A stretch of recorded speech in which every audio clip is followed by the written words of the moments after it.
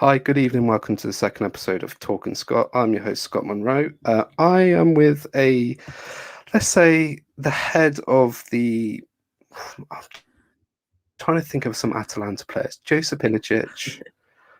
No, not Papu Gomez because he's not there no more. Ramo Freuler. I like Roman Freuler quite a lot, yeah. Yeah, and the Luis Muriel fan club. There you I've go. got with me. Luis Muriel, yes. I've got with me Conor Clancy. How are you?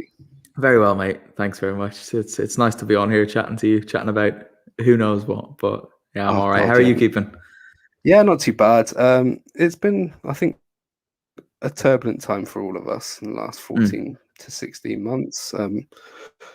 But we're getting there. Hopefully, in the next probably a couple of months, it might tend to get a bit better. But seeing what's going on in Asia and India at the moment, you're just thinking, shit, what could be happening next? But who knows? My first question is for you. How old were you when you started getting into football? And who were your heroes growing up? Football in general. Yeah, football in general. I can't really. I like to start. I know I started playing football before I joined a team when I was about 6 or 7, just out on the road.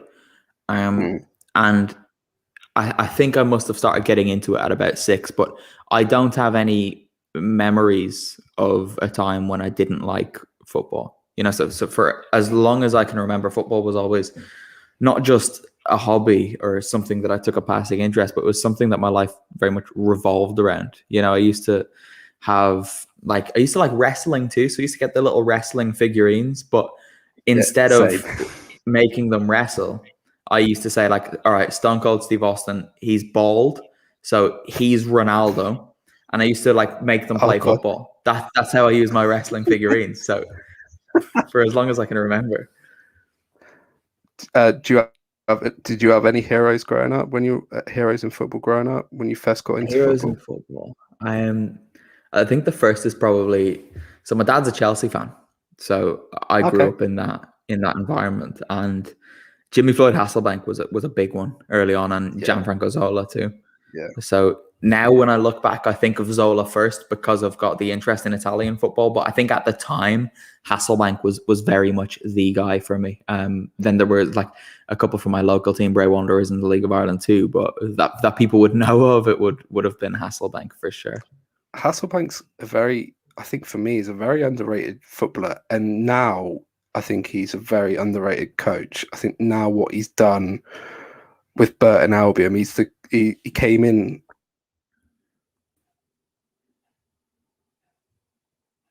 I follow League, so they were rock bottom at Christmas, and now they're like 17th, 18th, and got like 50 plus points, and he has done an amazing job with them. So he's like come under the radar for a very good coach. I didn't expect it from him when I saw him play football, but now I think he will become a very good League One coach. Maybe he did okay in the Championship, but then he got fired. But no, that's two very good footballing heroes, as well as Gianfranco Zola.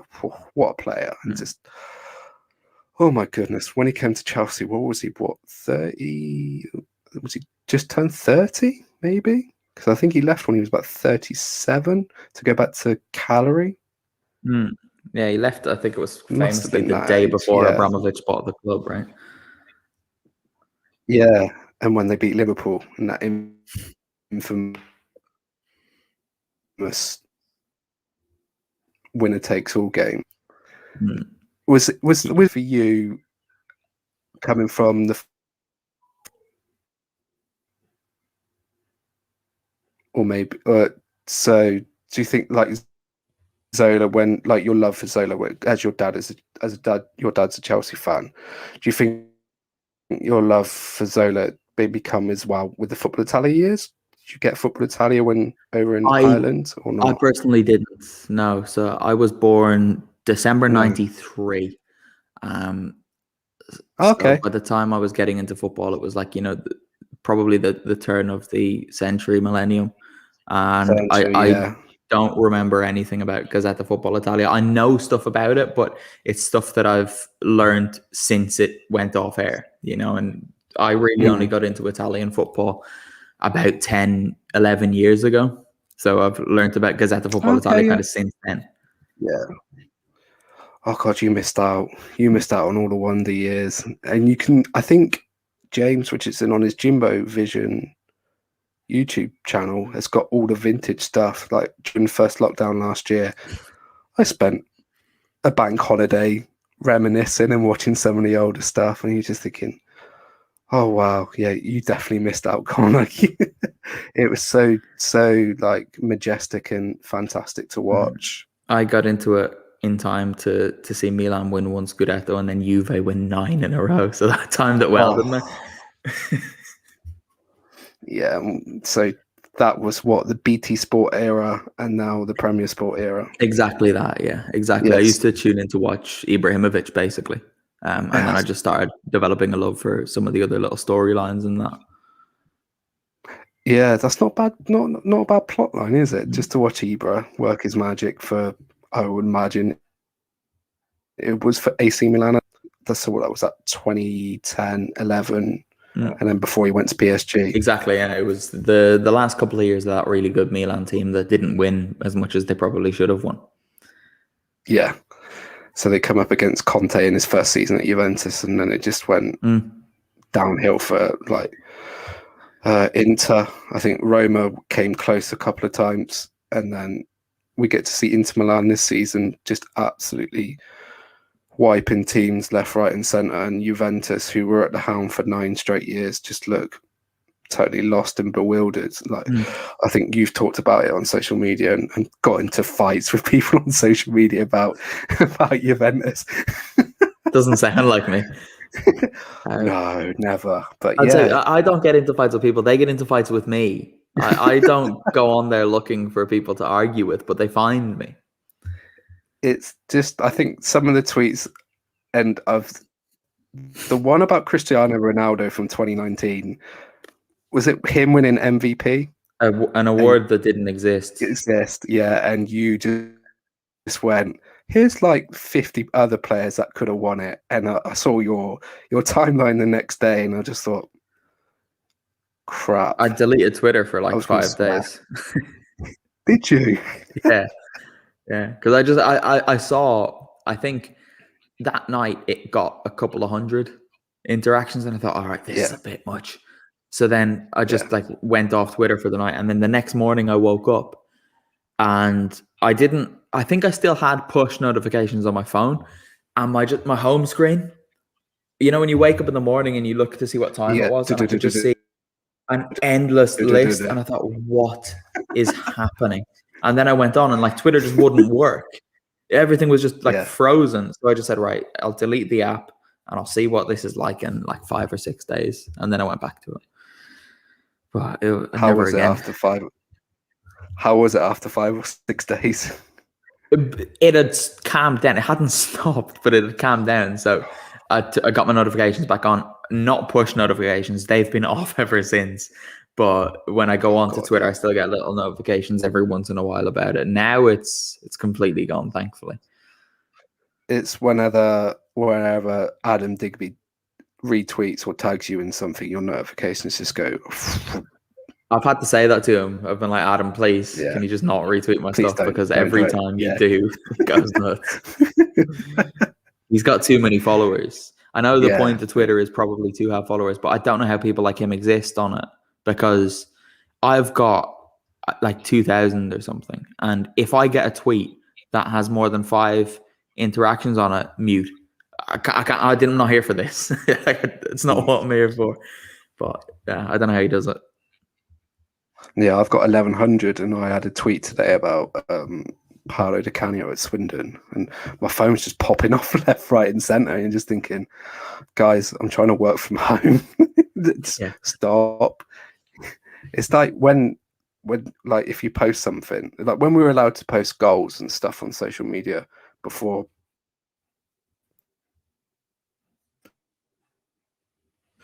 And I don't know, I had one which had 9,000 retweets, and that was Andrea Belotti's overhead kick against Sassuolo in 2017. And I think he was linked with Manchester United at the time. I had to mute. I had to put my phone on Do Not Disturb because it was just going. It was.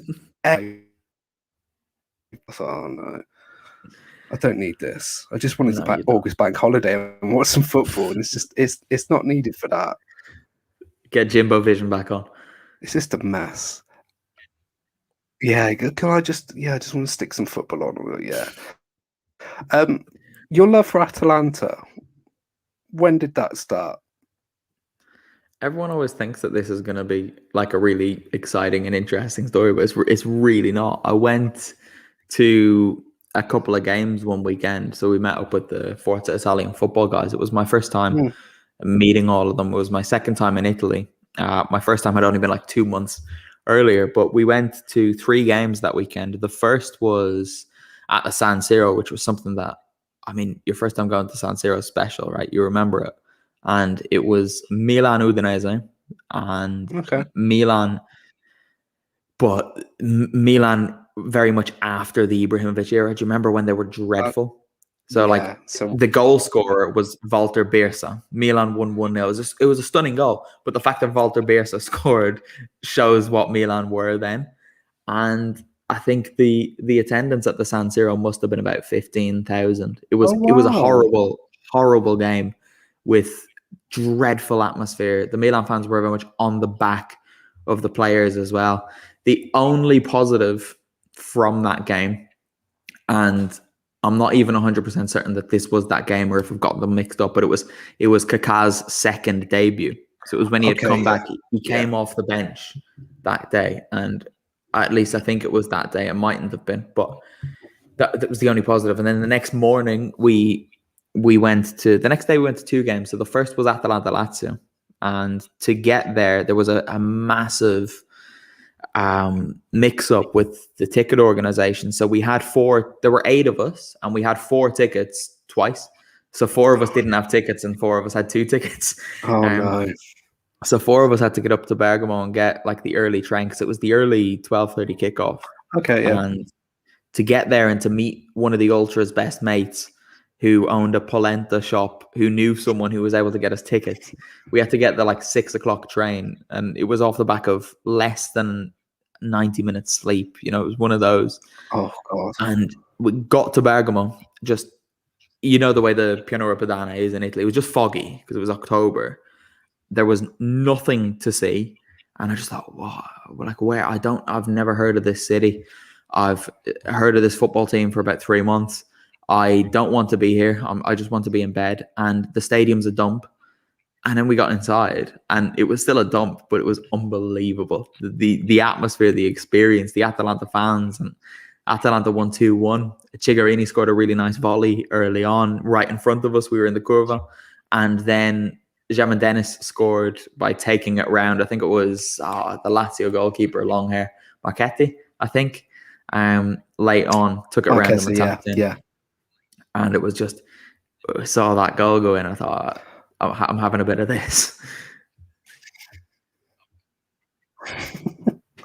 Hooked on it ever since. Oh God, Federico Marchetti. That's a name from the. I think he's the number 2 to Mattia Perrin.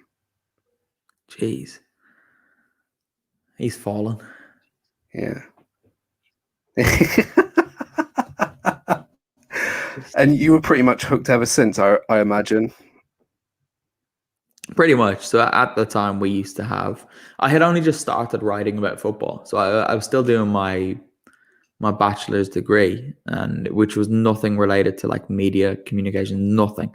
And I just kind of realized I like writing about football. So I was doing like the odd blog post, and I was doing a few bits for FIF back then. And we had the club focus feature at the time. So basically every Serie A club had a writer assigned to them to write one article after each weekend's games. And when we got back from that trip, there were 2 teams vacant. It was either Atalanta or Cagliari needed someone to take them on. And I kind of always had a little bit of a soft spot for Cagliari just because of Gianfranco Zola, right?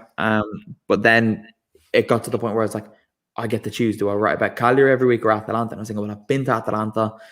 It was really good. I had these little parallels drawn with my local team here in that they're a club from a town near a big city. They're kind of always overlooked, and they focus heavily on bringing through youth players and selling them on to survive. And I thought Atalanta fits. So I started writing about them every week. And when you're watching someone every week, you do just develop that affection for them. I've since had it with Parma to a much less extent. But it just came on quite organically like that. Oh, God. I remember the old days of FIF. I used to do goals of the week, and I did some stuff on AS Rome.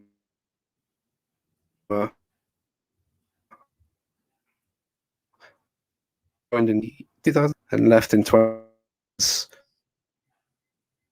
Actually, I couldn't do stuff after that with FIF and the level, like in the last 5 or 6 years, and like how do you feel to be part of?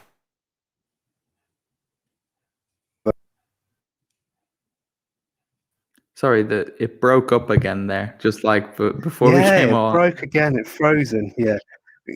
The joys. I was just going to say, FIF. You guys have done such a. Oh God, I love technology. It's amazing, isn't it? We were talking about it pre-recording, and it was just like it kept freezing. I said to Conor, "Don't worry, we got 15 good minutes. Technology." We got 15 good minutes before it decided to just go.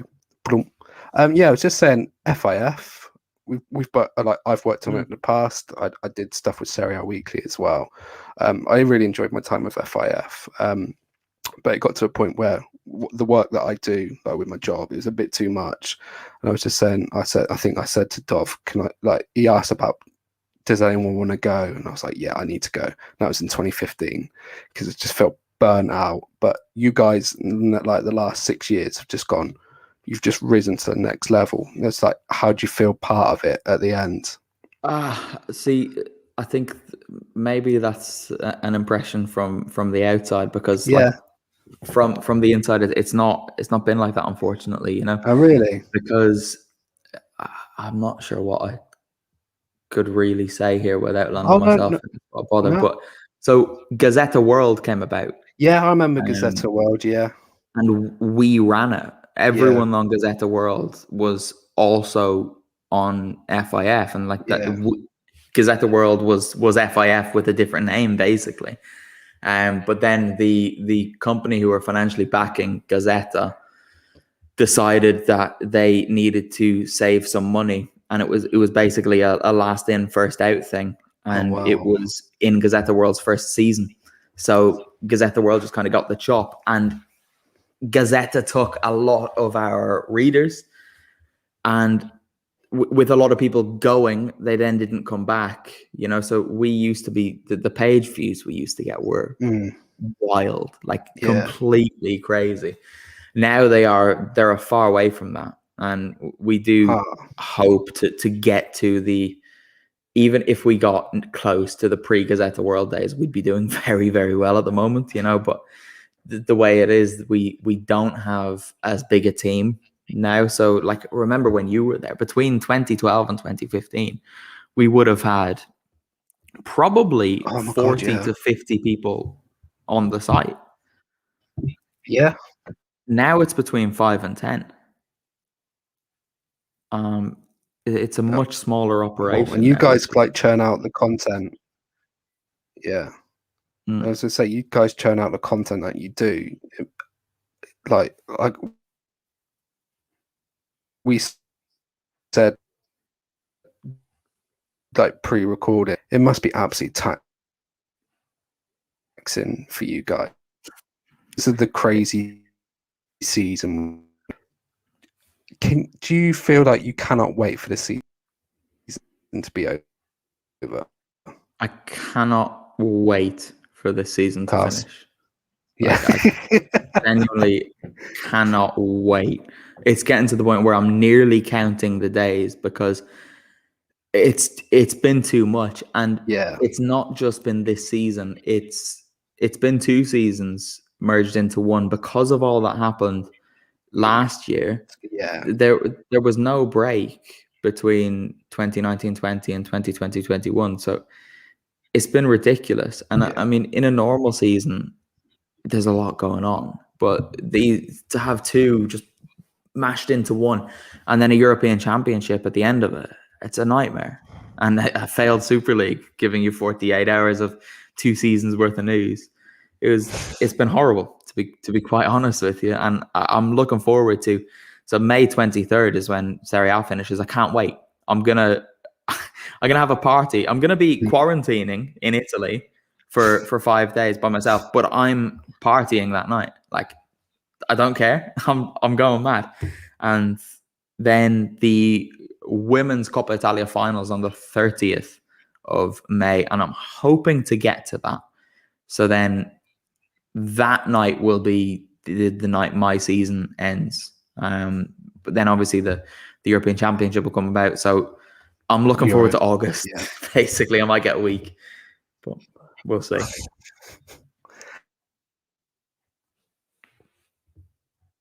The season, what, didn't finish on like the 3rd of August? Something like that, because it's restarted like early. Yeah, but then the Champions League was every night from then for the next 2 weeks or something.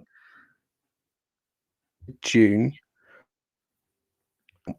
I can't watch anymore. I've just watched Bayern Munich destroy Barcelona. Right too.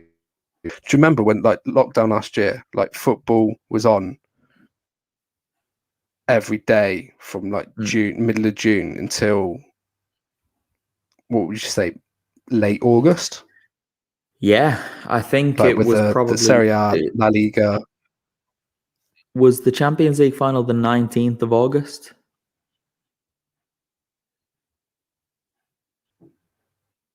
It's too long. That's 2 straight months. It was mad.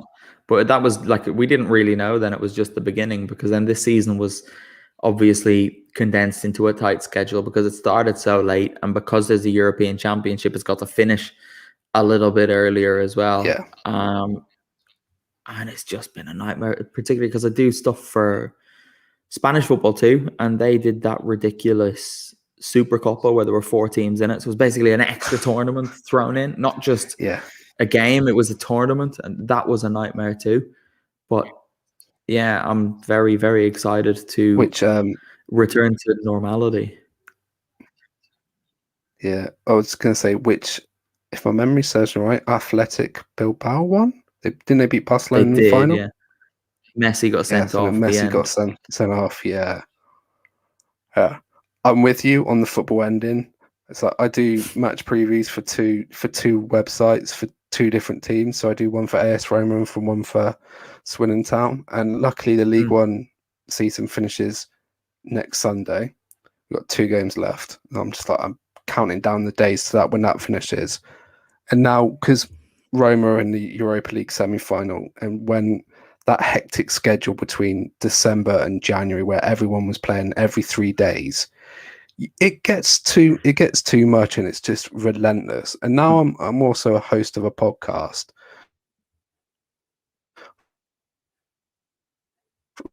talking about Roma and Zusa before we got on, and we were like trying to get guests on. I went, can we talk to some guys? And it stopped for a little. Yeah, that's fine. And so I'm like, I'm feeling burnt out. I'm just burnt out from too much football. It's been a constant battle for like since September, where this schedule is just horrid. It's terrible, and it's at the point where mess. I like it's my favorite thing in the world, but it gets to the point where now someone will ask me just a question, or someone will try to chat to me about football, and it's like my brain just switches off. It's like I just can't contribute to this conversation right now, and it's not that I don't want to. It's just that I do not have the energy to talk about football sometimes. Even I could be, it could be a nice day, it could be nice and relaxed, or then someone will say something about, I don't know, just for argument's sake, something that happened in Germany or France, and I think, you know what, I don't care. I could not care less right now. If this happens next season, fine. But as things stand, there's too much going on, and I'm having to be a lot more selective about things. So there'll be a game on, for example, like this week's Champions League games. I'm kind of just like, I'll watch the Real Madrid one because I've got to, really. But the other one, I'm just like, I'm not. I'll pay attention to it. I'll watch the highlights, but I'm not sitting down and watching it because I need to take a bit of a break sometimes. Do you do that with Serie A games, like in general? Because I think I'm starting to do that. Like, I will watch Roma, and I'll probably watch Atalanta because Atalanta are wonderful to watch. I'll probably watch a couple other games, but you're thinking all the games are now on Premier Sports, and some of them are probably on the Live Score app, and it does get too much. Do you tend to pick and choose as the matches that you want to watch, and you're like, I'll watch that one later, but I also got a podcast to do, so I can probably watch the highlights on the official channel. I try to as much as I can, but I mean, every weekend we've got to do match reports for 10 games, and generally we don't have enough writers to cover 10 games, so I'll end up doubling up, or in some weekends I'll do 4, and that's just Serie A. Oh my goodness. And then, you know, so I've got to watch those games, and usually they're the games that no one wants to watch. So then when there's like a Milan game or a Lazio game or a Juve game, you feel like you're obliged to watch it because it's them. So it does just add up. But I do try to, if there's a game on that I just do not care about, I'll be like, no, it's not worth it. Particularly at this point of the season. So I've actually given myself the day off on Saturday because I spoke to one of the other guys who edits on FIF. I've just said, can you please just look after Saturday, because I want to not be in front of my laptop. So I'll go for a drive with my mate, meet my mate for a walk or something. But that's about as exciting as it gets. Just to switch off, because it's mentally draining. Like when you're watching a game and you have to contribute to a website like before and after it, it's taxing because you're probably taking your own time before and afterwards. Like, I imagine the guys, when you do a match report now, it has to be up on the website like that, like straight away, because you want to get the reader's eye on it. And then you might have to do some quiet or afterwards. And it's just like, if it's a night game, you're probably not closing your laptop till about 10, half 10, maybe even later. And then you're doing a podcast on the Sunday night, have to edit, and you're probably up into what, 2, maybe 3? Yeah, Sunday nights that would be normal. Like it's, and then it's one of those where you don't go to bed straight away because you can't. Because if you do, you wake up and you feel worse.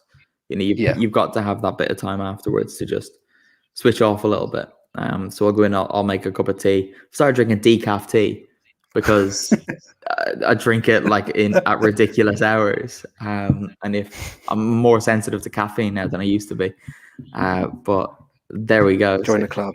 Yeah. So I have a cup of decaf tea and then I go to bed.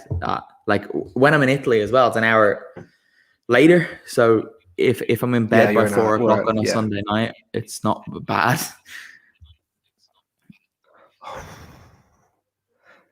Wait, what time would you get up the next morning? Like maybe 10, half 10, probably stretch it to 11? Usually on a Monday morning, I've got a writing shift at half 10 Italian time. So there's if I'm at home in Ireland, it's half 9, which is rough. And I know, like, it's ridiculous to say that a half 9 start is difficult, but when you're working later, like most people's working day would finish 5, 6, 7. The earliest mine will finish is like 9, but probably 11 midnight. So getting up at 9 o'clock is a bit more annoying. Yeah, I can see why you want this season to end. May 23rd can't come quick enough for you. Absolutely right. Can't wait. But it's crazy. Yeah. I don't want to just complain about it the whole time, because I do. If I didn't like it, I'd stop doing it. You know, I do think we need to remember that. And you get these moments where, particularly, there was a big one during the lockdown. So Italy had come out of lockdown and we were allowed to move about and stuff. And then Serie A was returning, and they were only permitting, I think it was 20 members of the media into Serie A stadiums. But the way that worked was clubs, I remember that. Yeah. Communication staff counted towards it. So really, you were getting between 5 and 12 journalists let in. And we applied not thinking we'd get in, because we're just a website and we're not an Italian website either. So we're further down the pecking order. But I guess just because I'd been going to Parma games for every week for 2 years, we got in. So managed to get to Parma Inter. And then every single game that we've applied for at the Tardini since the pandemic, we've got into the Mappe as well. So there were these moments where I wrote about it for Gentleman Ultra too. Like, it became a real comfort. You went to the stadium and it was, compared to what a stadium going experience is like, it was terrible, but it was really nice. It was like you were being embraced by the Tardini, getting a nice big hug from the empty curva or something. It was something to look forward to, which hasn't always been easy to come by. Yeah, my next question was like, what was it like going to empty stadiums in Italy, like during the pandemic? Because before pre-COVID, like going to a stadium, you got the match day experience following your team in the UK, and I've had chances to go to Italy and to watch Roma, and you get this wow experience when you and just seen probably a couple of press guys.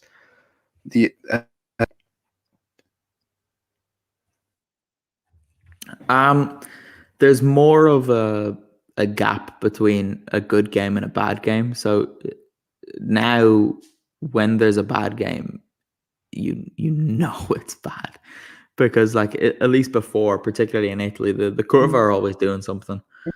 There's always something going on that you can look at. That's not just Gervinho running down blind alleys all the time, but now there are no distractions. You've got to really try and find something. And look, most of football is terrible, right? Most of any football match is not very good. And when you've got a league season where everyone's dead, a lot of that football was terrible last season, and a lot of it this season has been pretty poor too. But you do get these amazing moments as well. So that Parma Inter game was one of them. There was a game where Parma scored twice in stoppage time to come back and draw 2-2 with Bologna, having been 2-0 down. And that was incredible, because you didn't notice that the fans weren't there, because there was just this incredible tension and atmosphere that had been created by basically the substitutes who were sitting in the stands, but also in the press box, and the president and the club delegates and stuff. And when you get the occasions like that, it's almost like, I'm not going to say it's better than having fans there, but it's a really, really interesting and quite a unique experience. But this season, I've been to the Mappe once this season for a game where I couldn't see most of the match because it was foggy. That was the Torino? Yeah, finished 3-3. Couldn't see the first half. The second half was okay. Yeah. And then, but that was good. But then going to Parma this season was dreadful, like absolutely dreadful. So I've been at home for quite a lot over the last 6 months. So between the season starting in mid-September and when I first left in early November, I went to like every Parma game and it was dreadful. Like, they didn't score a goal. Then I was back for D'Aversa's first 3 home games. That was a little bit better. So they played Lazio, Bologna, and I can't remember who the other team was. It might have been Samp in that time, but the Lazio game was encouraging. The Samp game was okay. And the Bologna game was dreadful again. So going to the Tardini hasn't been great for the last 6 or so months. You got to watch Fabio Liverani, so that was do you know what? I feel bad for Liverani because, yeah, I suppose. But like with Liverani, I don't think he's a bad coach. It came in at Parma, not an ideal time. It's nobody's fault. Like, you can't put the blame on the president because he didn't hire him. You can't put the blame on Liverani because he was working under a president who didn't hire him and was given players that he didn't necessarily want. And it just didn't work. But it got increasingly obvious every week that it wasn't never going to work. And it just went on for too long. I think he'll probably do well somewhere else. I hope he goes down to Serie B and takes the team up again, because when he gets a team playing, like we saw with Lecce, he gets them playing decent stuff. And the way he was as a player, you would think that there's something in there. There's something that he can do. But it just wasn't to be at Parma. Who knows? As Parma and Serie B, he could go in there and do a job with them if he gets the players that he wants. But it just, nothing went right. And it was never going to, you can say with hindsight. Yeah, hindsight's probably a wonderful thing. Right? Yeah, it's 2020. Yeah, I think it could have been. Do you think it was like the wrong fit at the wrong time? You probably say the same thing about Di Francesco when he went to Sampdoria, and I'm trying to think who was the Torino coach before Nicola. Giampaolo. Oh, Marco Giampaolo when he went to Milan and he went to fit, and I thought that was funny because you had Diversible did a wonderful job with Parma, getting them up from on their knees back into Serie A. They finished 11th and 10th, I think, with him in charge, and then to let him go, and then to bring it in to scrap it and to think and could get relegated quite soon, because I saw the highlights of the Crotone game and just like, no. That's two teams fighting at the bottom of the table. It wasn't pretty, but Crotone got the job done, and they got a player in Simi, but Parma just looked doomed for Serie B at the moment. Parma haven't played badly since about November. It's just they, since Tavares has come back, they haven't been bad. It's just things didn't go their way early on. They were putting in performances, and it just didn't. They didn't get the rub of the green, you know. And then there were the games against Spezia where they were 2-0 up and they were playing great, and Daversa went and changed his formation. And I don't know how many times I've said this, but when Daversa doesn't play a 4-3-3, it goes disastrously wrong, and Parma blew a 2-goal lead. And you could just, when that happened, you just thought, that is difficult to bounce back from. And it had happened against Udinese. I can't remember which was first, but when it happened the second time, you just thought, okay, we see what's happening here. Then they went 2-0 up against Roma and they won. You thought, oh, right, maybe this is the catalyst now that they can kick on. And they just didn't. And they've no confidence. You can see it in that Cagliari game. They were playing very well in the first half, 2-0 up again. Kutska went off. Cagliari scored, and he thought, all right, I've been here before. But then Parma scored. He thought, right, we've never seen this. We've never seen Parma potentially lose a lead and respond. This is new. And it looked like they were getting over the line. And then it was 3-2 up going into stoppage time, and they lost 4-3. Pereira, yeah. And it was goals from crosses, goals from set pieces. They've just not been able to address it. There's not been able to do it. And you can say that that's on the coach, but I mean, I speak to people at Parma every week. It's not that Daversa doesn't know this. It's it's a concentration thing on the players that something just switches off, and you can't put it down to anything other than confidence. They know what they're supposed to do. It's just not happening at these decisive moments. And I don't think you can put it down to anything other than just things went badly and their confidence shattered. Yeah. I still have nightmares about the Roma game. That's a sore subject. Oh, my goodness me. That was horrible. Just seeing Dennis Mann just absolutely tear our defence to pieces. But that's a different subject for a different day. What Atalanta game you've been to in Bergamo, if you don't mind me asking? I didn't hear the first part of that question. I didn't hear the question word. Oh, sorry. I think my mic. What is your favourite Atalanta game you've been to in Bergamo? Specifically in Bergamo? Oh, yeah. At home, just because of the stadium, the curva. It looks run down, but it's probably sentimental to everyone that's been there. Yeah. I've got 3. Oh, yeah. Go for it.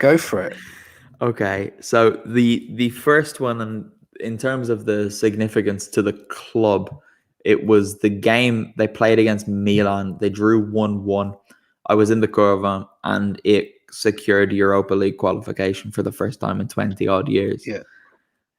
And the streets afterwards, there was a parade through Bergamo, like an unofficial, unorganized parade, but there were everyone that was at the stadium then just marched the streets of Bergamo with flares, with those like the paper bombs, the big exploding noise things. Explode, yeah.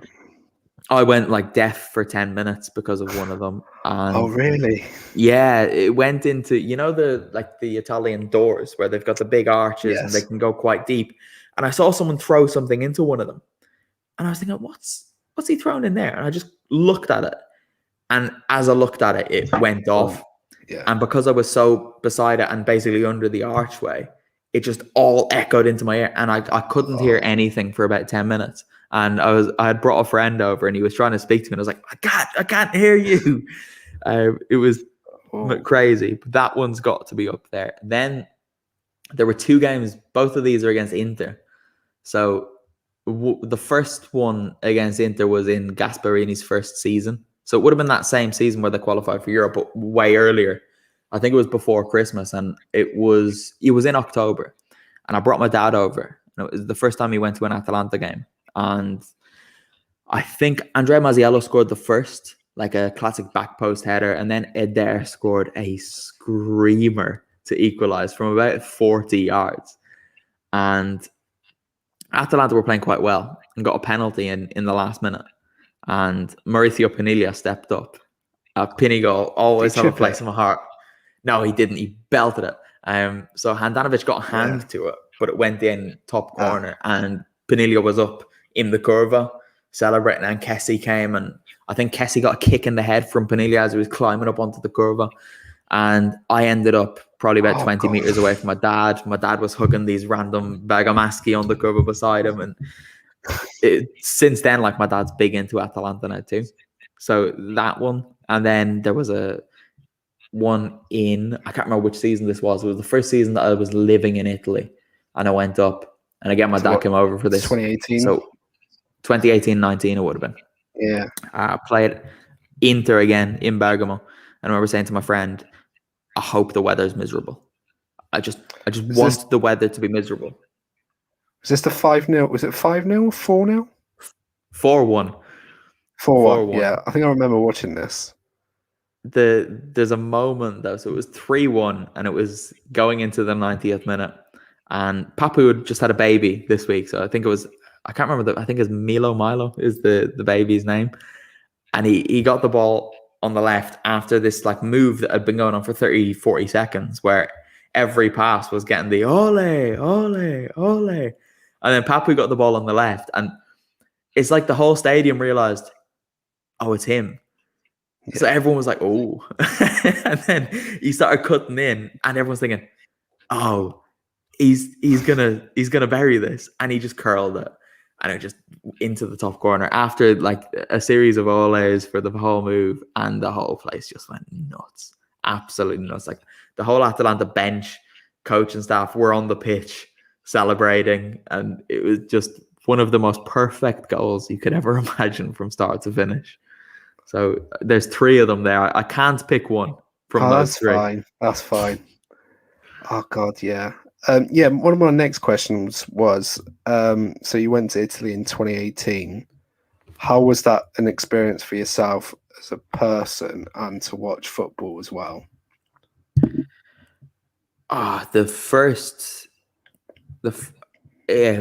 Right. Again, I need to be careful with what I say, but the first month was difficult.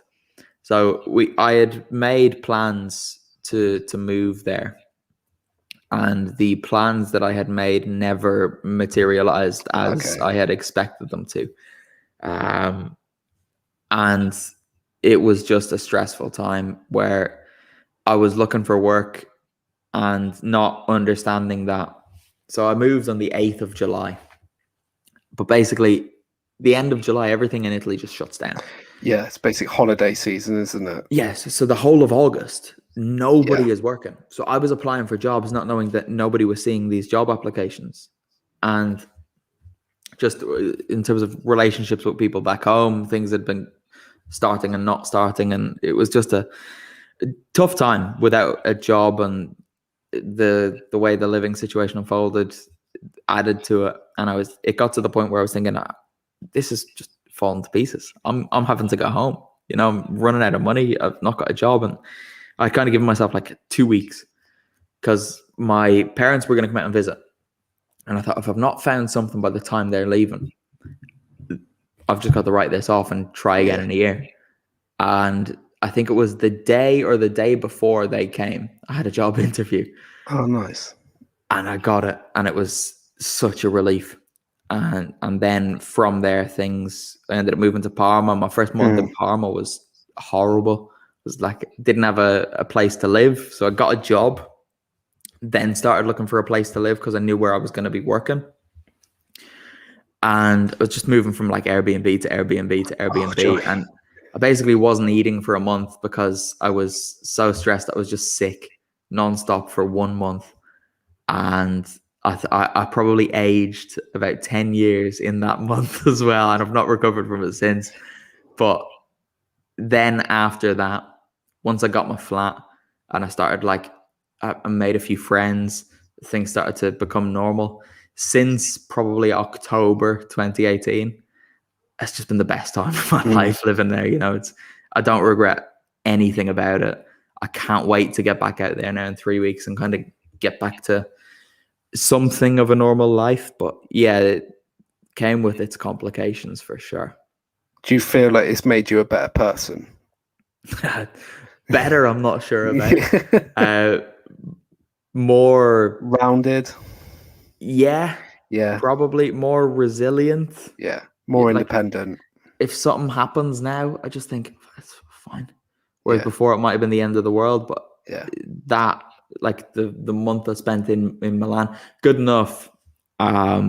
Friend and colleague Dov was in Milan, so he lives in Milan. He's got a flat in Milan, but he wasn't using his flat, so he put me up for like 3 months in Milan, and it was like, look, you can stay here for as long as you need to until you get something sorted. Don't worry about things. So I reckon that if it weren't for him, I probably would have packed in that gone back home year and ended up back home. I think I would have ended up going back out eventually, but I'm not sure financially how quickly that would have been able to happen. So it was a disaster for a while, but now it's good. I love it. You can't wait to go back. Really can't. I really can't. And even Parma, it took me a while to warm to Parma, but I love that little place now. What I was going to say about the food, because I've spoken to other people about this. The food out in Italy it's unbelievable, isn't it? Like pasta, pizza, gelato, like caffeine. I got hooked on the caffeine in there, and like, oh my god, the food's just unbelievable. Like do you have like a favorite dish when you're out in Italy? Yeah. Like you go to dish. Right. So I live in Parma, so Food. it's the culinary capital of Yeah. a country that's known as being good for food. So I'll give you my winter answer, which is like, Oh, you got two. yeah, because Summer the and food winter. is seasonal there, right? So Oh, there's annolini and brodo, which are basically just little, like I suppose ravioli type things. They're yeah. filled pastas with a really Okay. thin pasta layer on the outside of like meat, and it's in a broth, just a meat broth. So you get like a pasta and soup, and it's like one dish. It's amazing. Then in the summer, just like they've got these things which have a different name in Parma to everywhere else in Italy. So in Parma, they're called torta fritta. In the rest of Italy, they're gnocco fritto. And they're basically just, I don't even know what they are, but they're just fried things. And you open them up and just shove meat into them and cheese into them if you want them. They're great. So you go for like a lunch and you could just sit there with some wine or some like aperitivo drinks and just pick up the torta frita all day. So those would be my two answers. I'm shocked you didn't say pizza. See, right, but that's obvious, right? Because that is the best food in the world. Yeah. Hey man, we've talked about this in the past on Twitter. Do you know what though? I need to say, usually in Italy, if you go to a restaurant that's not like an Italian cuisine, so if you go to a Mexican restaurant or a Japanese restaurant, it's not great because they tend to do non-Italian foods not very well, but they'll do their own food very well. But there's a burger place in Parma, and it's, if anyone follows me on Instagram, they'll know that this got me through lockdown. Every weekend, I looked forward to getting a delivery from here on a Saturday because it's a brewery where they brew all of their own beers on site. And when you're in the restaurant, you can literally see the big barrels where the beer is being made while you're there. And the food is phenomenal as well. The burgers are amazing. And it's gotten to the point where the staff there now know me and my mate by name. So when we go in, they'll just have a chat to us, and it's quite nice. So like that place is absolute gold too. So like Conor, do you They tend to like say my name as if there's usual? more Yeah, than one go on N. then. It's like Conor, it's like they really stretch it out. Oh, so Conor. Yeah. In Rome,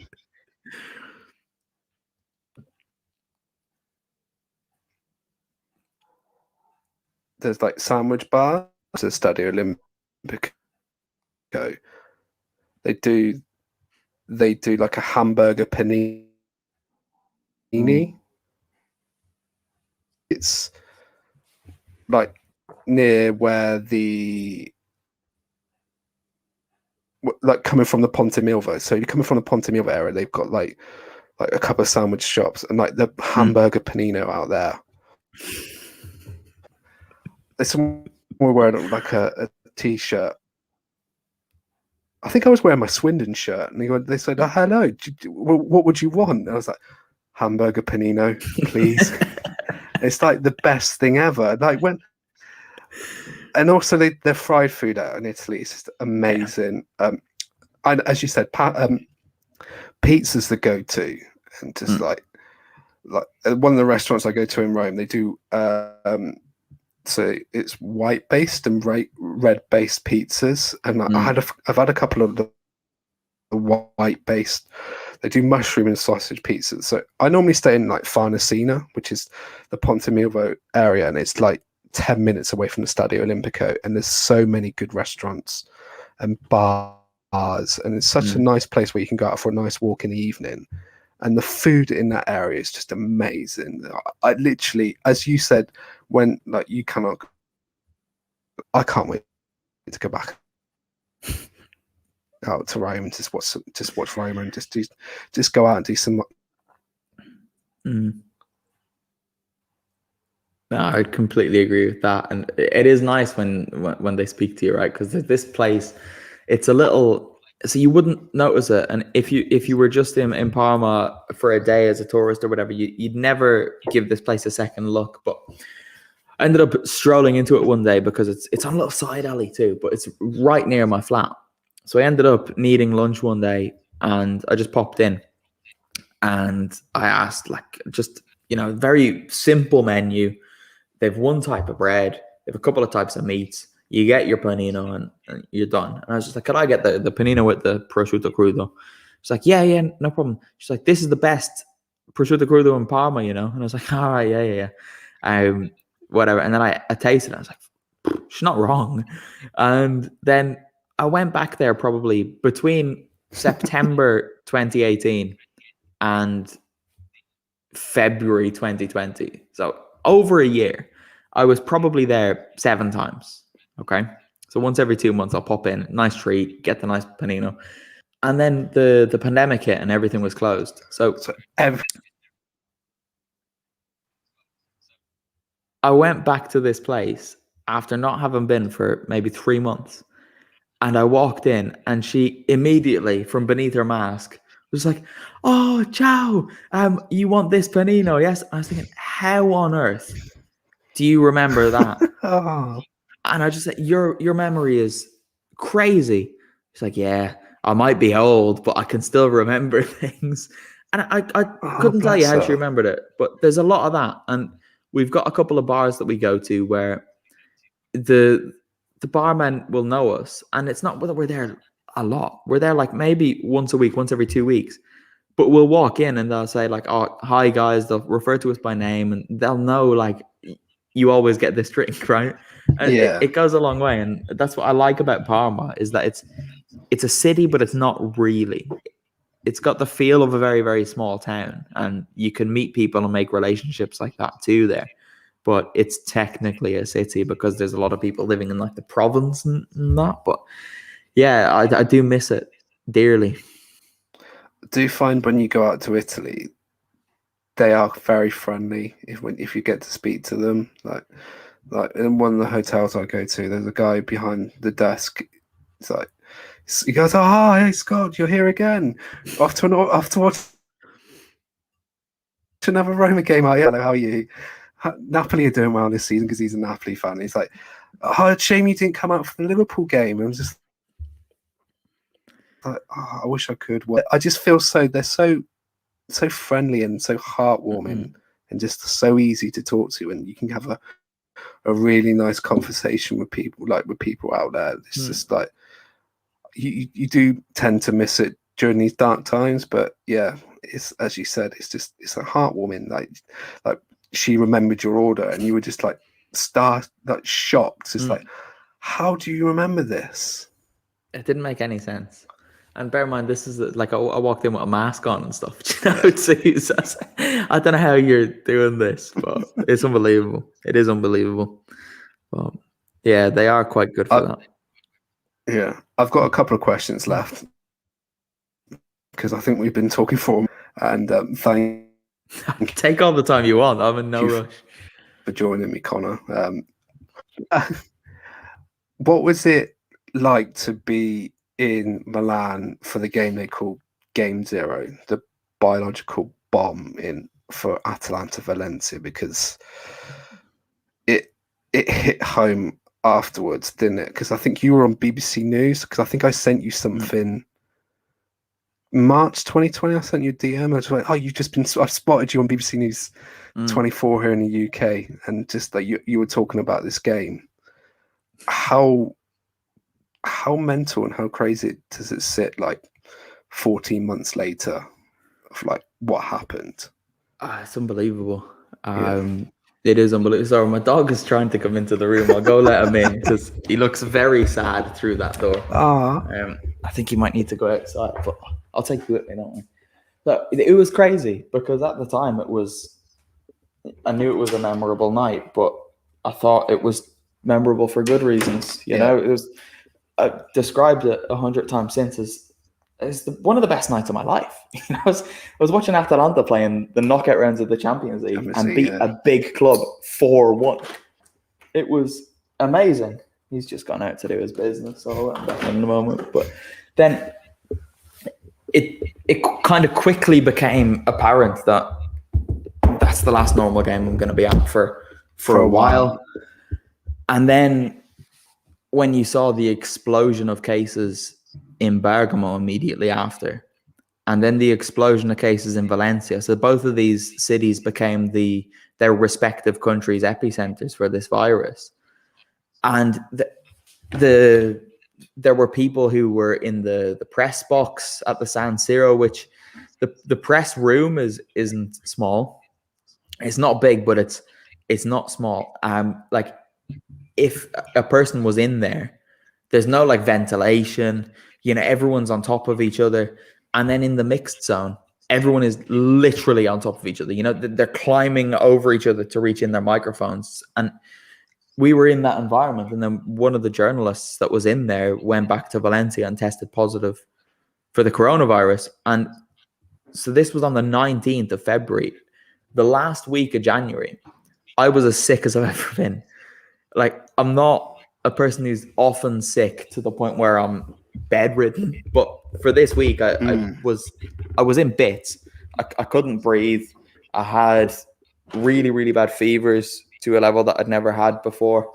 And I knew that the coronavirus was a thing, but I didn't know what it was. It was something that I had heard about being in other countries.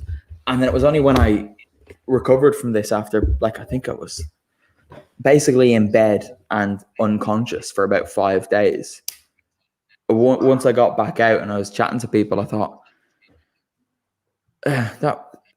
that's describing what I had. I've since had the antibody test, and it came back to say I've not had it. Okay. But it must have been a flu, and obviously I've never had a flu before. People call colds the flu, which is wrong. But I think I must have just had the flu that week, and I was flattened. But then I only got the antibody test in June. So when this was all happening in the aftermath of that game on the 19th of February, I was thinking, did I? Could I? Did I have it? And was I spreading it that day? Did I play a part in all of this that happened? And I could have just stayed at home. But at the time, I can't stress enough, we didn't know what this virus really was in Italy. We were allowed to move freely.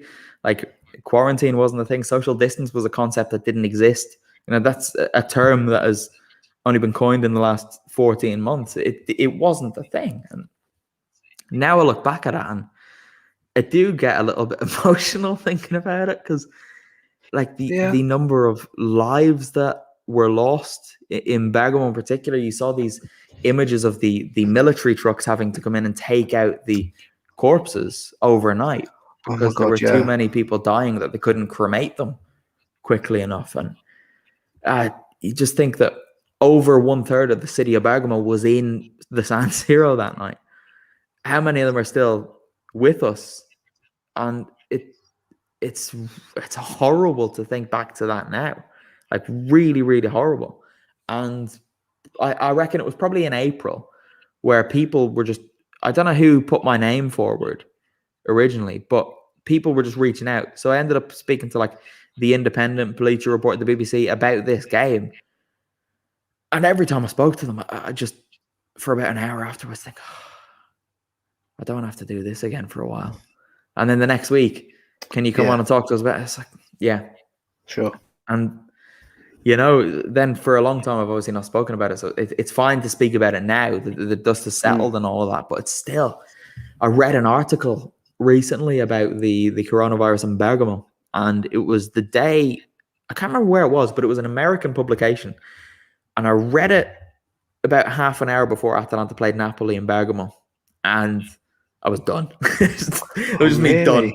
Yeah. Oh, wow. I couldn't help it. I was just hit by it. And then when Atalanta scored in that game against Napoli, Atalanta won quite handily in the end. But it was one of those crazy Atalanta games. Every goal Atalanta scored, I was celebrating with that a little bit more. Often I'll watch Atalanta. If I'm watching at home, I can see a goal go in and not necessarily jump about. That day was different. That day was different. Yeah. I listened to a podcast called We Came to Win, and that was for the World Cup in 2018. But they did something on Atalanta Valencia, and I was listening to it in June last year, and they were just telling the stories about like the guys in the press box and stuff like that. Like you said earlier, like one of the guys, I think he was one of the guys for Valencia. He was, he said he came home and he was just like, he never felt like this before in his life. Like you were describing what you had, like, and as it turned out, he didn't have it, but he tested positive, and then there was another story, and then there was another story. Then he went to all the stories in Bergamo, and then it was just like everything. It was like a fire, and it just lit off, and it was crazy. And then, like you would see on the news, like that the games. I think the following week was, I think it was supposed to be Inter Sampdoria that got called off. Then you would see there's only games in the south. They were being played. So Atalanta played Lecce. I think Roma played someone, and then the game stopped. I thought I was still going to games in March last year. My last game was March 7th. And then it took Mikel Arteta to test positive, and Callum Hudson-Odoi to test positive, and the Notts Forest owner, who was also the owner of Olympiacos, to test positive. If that didn't happen, I think I had tickets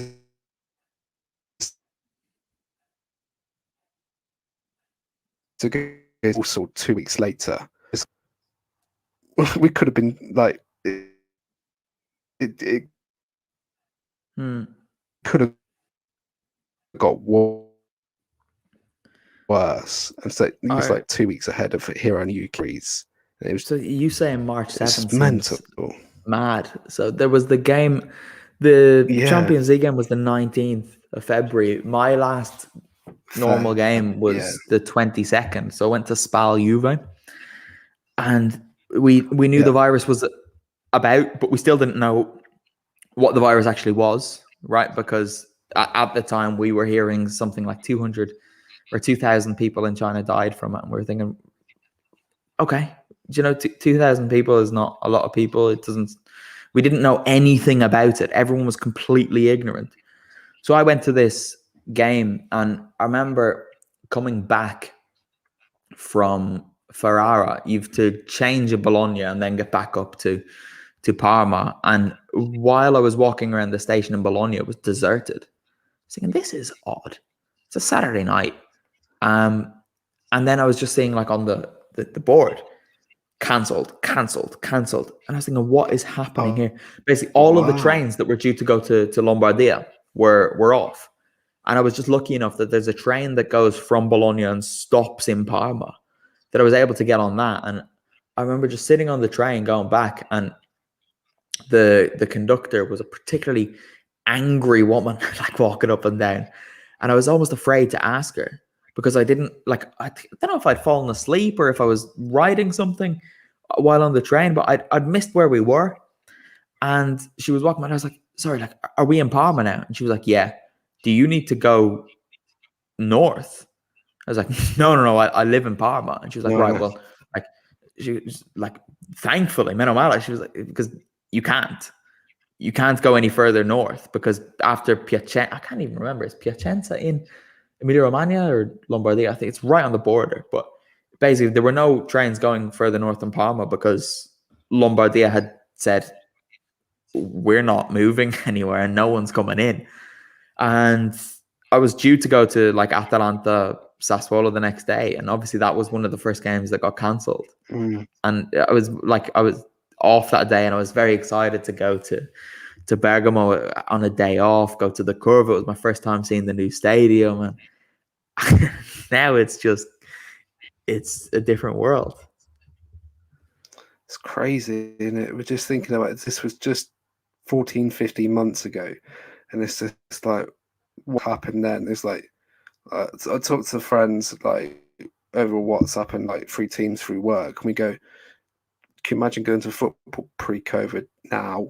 Like, it's so different to what it was. Like, we both watch games now on TV, and it just seems so dead, so lifeless. Like, I know it's a pandemic and stuff like that, and it is hitting home. But does it get any better? Will it get any better? Do you see personally? Do you Yeah, see yourself going? Yeah, yeah, in the like next 4 or 5 months into a football stadium with fans in it? yeah, I think so. I'm hoping that the Coppa Italia women's final at the end of May will be played with fans there, and I hope to be there as well. But I I can't remember what I was going to say, but I think right now I got it now. I think we need to remember as well that the players are having a shit time too. You know, like I've spoken Of to course. a player at Parma, and I had spoken to him throughout it. Like we speak not regularly, but enough that I could say like I know him. And I remember speaking to him during the lockdown, and I thought he's having a tough time. You know, he's not from Italy. His family aren't in Italy. And I was only speaking to him last week, and he said that his family had only just returned a couple of days before that. So that's a whole year where he's not really seeing his family because for the first 6 months, they couldn't come back because he drove them home at the beginning of the whole pandemic. But then he had to come back because all of the footballers were told, you need to return to your clubs. And then with restrictions on travel, children who are needing to go to school, footballers having to basically pull away from families for these little like camps and stuff like that. He's basically just not seen two kids and a partner for a year. And he's just one. There's got to be a lot more of these. And this is someone who's Yeah. in a non-pandemic time, not very far away where his family were, but he couldn't see them. We've got players coming from South America, from Asia, from countries a lot further away who are going through the same thing. And I don't care what your job is, that affects you. If you think if you were in a situation where you couldn't see anybody and you're living alone and you're being expected to perform at such an incredibly high level for so long, and he also said to me, like, if you think about the physical demands on a footballer, like how important sleep and everything like this is, Nutrition. he he ended Yeah. up spending like 18 hours just playing Call of Duty with his friends because he'd sit down to play and he knew, right, well, tomorrow I don't have to do anything. So he wasn't like checking the time. And he thought he was spending 3 hours on, and then he looks outside and it's bright out. And you can forgive them for getting into these holes because I did it too. Like not playing Call of Duty, but I lost track of time. I was going to bed at 9 in the morning at points, waking up at 5 in the evening. It messed you up. And that was just with me having 2 weeks of weirdness without work. For a whole year without your family and everything, it's not It's easy. And crazy. Yeah, it's not. you've got to allow these footballers to have that because they do have the same issues to deal with, but they also have to perform for thousands of people in front of millions of people as well. And I do think we need to just say football's not very good now. It's not going to be for another while yet. We'll get the odd great game, but for the most Maybe part, for a while. Yeah. if a footballer is not performing very well, cut them some slack. Even when there's no pandemic, cut them some slack and allow them to have Yeah. things that could be going wrong in their lives. But at the moment, people just need to give people a break. Yeah, I do agree. It's just like they're probably going through it as worse as we are because they're going out to play in front of empty stadiums probably 3 times a week, and they're probably going through some personal problems themselves. Like they might have family, they might have a young family, and they probably can't get to see them because they could be in another country, and I think it will just affect them as worse. And you don't when you watch these like the guys play football, and you don't get to see what they're going through in their eyes, do you? They could be like he's had a bad game. Is he okay? And then is he okay? Is he dealing with things all right with the pandemic and stuff like that? You used to think we know there's probably thousands and thousands of footballers just going through this weird 14 months as we were talking about.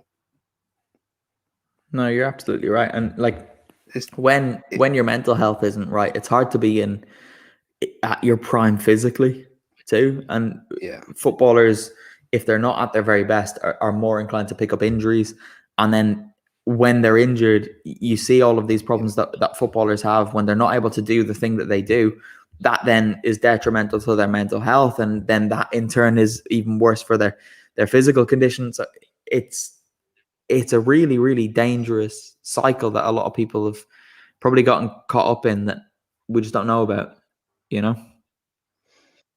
I think it's something we probably have to talk about more often now, especially in the last couple of years, is like,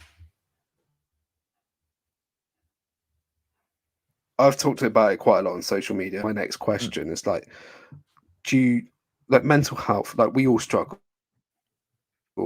How was it for you, Italy, with a stricter lockdown where you were living in a flat and you probably didn't have like to go out in the garden, chill out for and take your mind off things? How was it for you in Italy with the lockdown? I think I'm probably like a bit selfish in this way, but I still now get a little bit put out when I hear people talk about a lockdown. And so like now that I'm back home in Ireland, me for too. example, we were able to travel in like the lockdown. There was still the ability to go 2 kilometers from your house. I live in a flat with one window, bars on the window, and not a lot of natural daylight because it's out into a little closed off courtyard. And lockdown for us meant that we were not allowed to leave our houses. So I didn't have any outdoor space. I barely had a bit of sunlight coming through the window. I maybe get like 2 hours where I don't have to turn the light on in the flat. And at the time, I wasn't thinking about it. It was like, okay, I just know I need to get through this. I wasn't thinking about how is this affecting me. So I just got through it. But it's now, looking back, I think, I really don't know how I did that. And then I came home. So Emilia Romagna was going into a red zone again in November. And I kind of managed to preempt it and got out before it went red. So I came home to be back with my family for a couple of months leading up to Christmas and hoping that by January things would have recovered a little bit. And then January, I was told, like, right, get back to Italy. So I got back to Italy, and within about 3 days, I just knew I rushed back. Couldn't do it. I wasn't, I couldn't do it. Really couldn't. And those like 2 weeks where I was back in Italy were genuinely the most challenging 2 weeks I've had when it's come to mental health in my life, more so than the 58 days of lockdown that were there. You know, it was a lot worse. It was a lot, and there were times where I was a little bit worried. You know, it's like, am I going to be able to get home in the end? It's, you know, you start worrying about everything. Things that aren't issues become issues. My anxiety levels had always been fine until then. And even getting back home for the first, probably, how long has it been? I came back to Ireland on the 8th of February or the 7th of February or something. And probably until about mid-March, I was still just not great. Now, I'm all right. You know, I did what I needed to do. Like, not speaking about literal medication, but I took my medication. I got what I needed to get. And now I feel okay. Like I'm fine. I'm ready to go back. I'm looking forward to going back and things like that. But yeah, it wasn't easy. No. I do feel sorry for you guys. A confined space. Say you're in a flat and you've got like a courtyard. You're not allowed to go out there, and you're in this confined space, and you look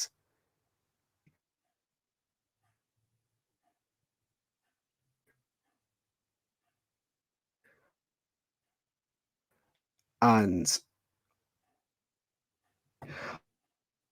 times, and I'm thankful that I've just got through this. You've got people around you to talk, and it's just like you're feeling a lot better. And hopefully, things in the next couple of months do get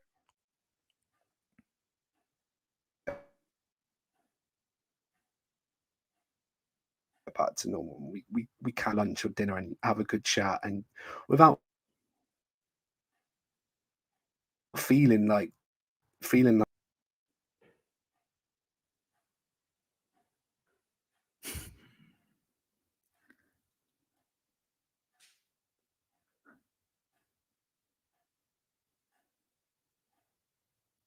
out this through the end.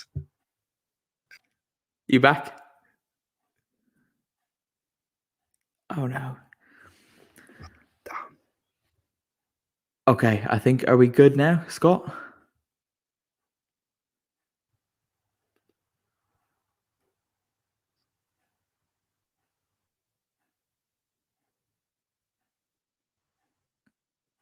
No.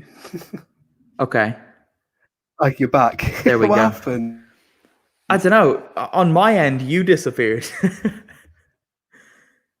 Oh, both our ends we disappeared. I was like on this good rant about it was good that your anxiety and your stuff, you're feeling a lot better and all that. And then I was struggling with it last year. Like my mum was struggling with it, my dad's struggling with it. Like I know friends who've been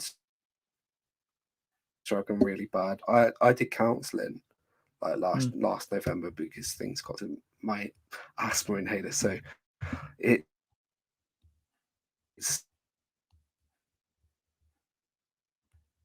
like you're on the other end and feeling a lot better. Yeah. Broke up a little bit again there, but I got what you were saying, and I completely understand it.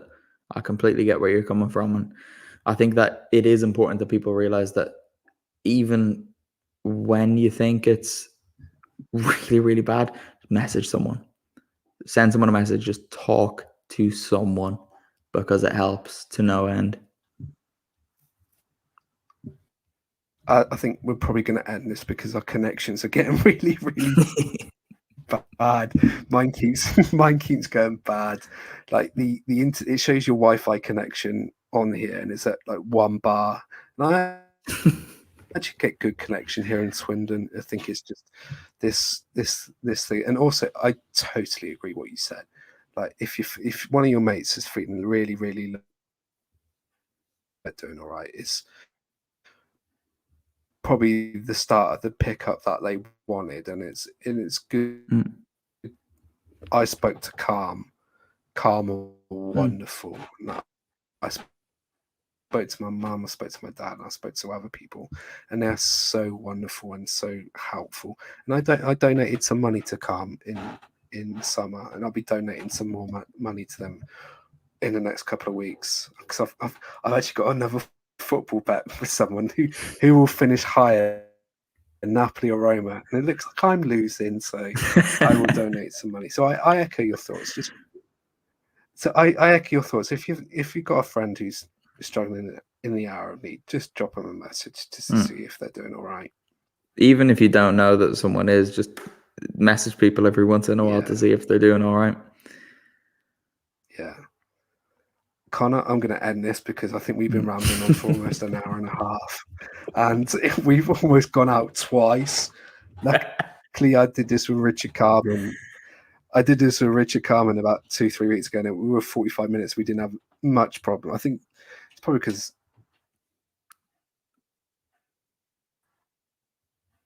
how we can find you and what you're up to doing next. You're not going to believe me, but I didn't hear anything you just said because it cut out until you said where they can find you. I think I think I moved my mic. So Connor, where can we find you on the socials, and just plug away what you've got to, what you're doing next? Twitter and Instagram at Clancy. And I've got 2 interviews that I did today. Yeah, I did. I was struggling. I've put them as the same thing for that reason, because I don't remember it. But I've got a couple of interviews which are getting published. One of them is going up on Forza Italian Football with a Sassuolo player tomorrow morning, Thursday. So it was interesting. Spoke a little bit about Roberto De Zerbi, which was quite nice to hear one of his players speaking about him. And then there's another with Mili Chandarana, who plays for San Marino Academy, currently in a relegation fight in Serie A Femminile. That will be going up probably on Friday. So yeah, head over to Forza Italian Football for those.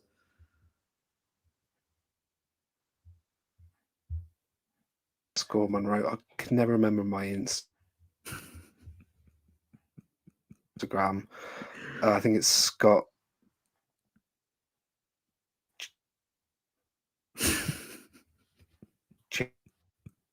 No, Scott Monroe 87.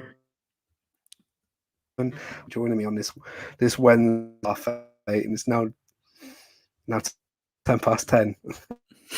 There we go.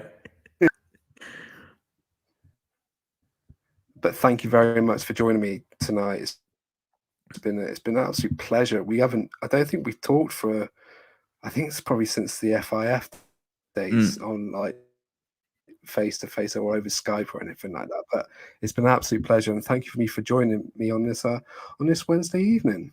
Scott, thanks very much for having me. It's been an absolute pleasure talking to you. No worries. Thank you, and have a good evening, and ciao. You too, mate. Good luck.